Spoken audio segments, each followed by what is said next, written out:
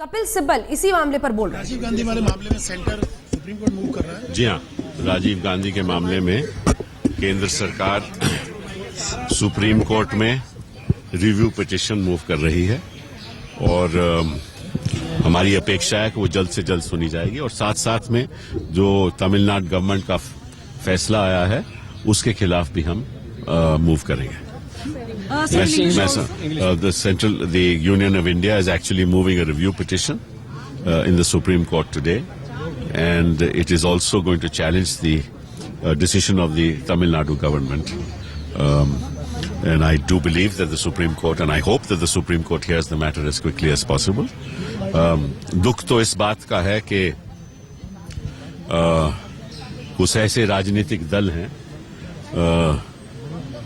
जिनकी आज तक चुप्पी रही है इस मामले में, और ये मैं समझता हूं एक गलत मैसेज जाता है।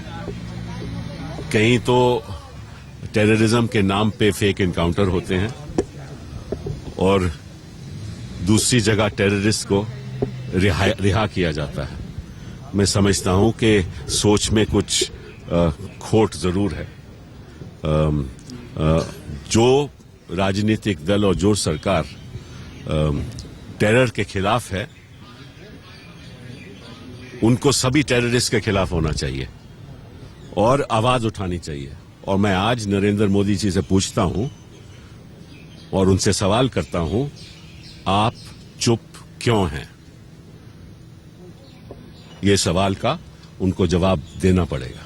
जी सर एक मिनट मैं सेपरेट नहीं करूंगा।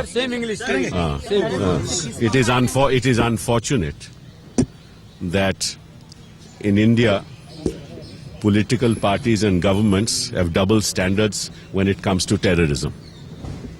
While in some places innocents are killed in the name of terrorism through fake encounters.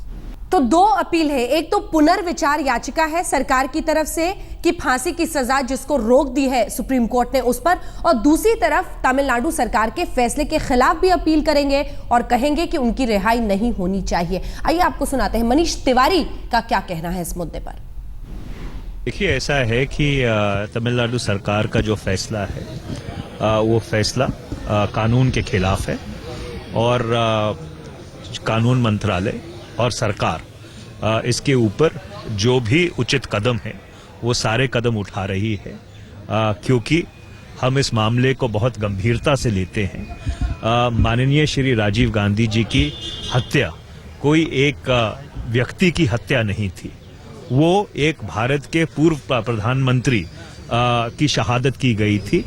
उच्चतम न्यायालय का एक फैसला आया था, उस फैसले से जो सरकार है वो सहमत नहीं है और इसलिए जो भी कानूनी कदम उठाने जरूरी हैं वो कानूनी कदम उठाए जा रहे हैं।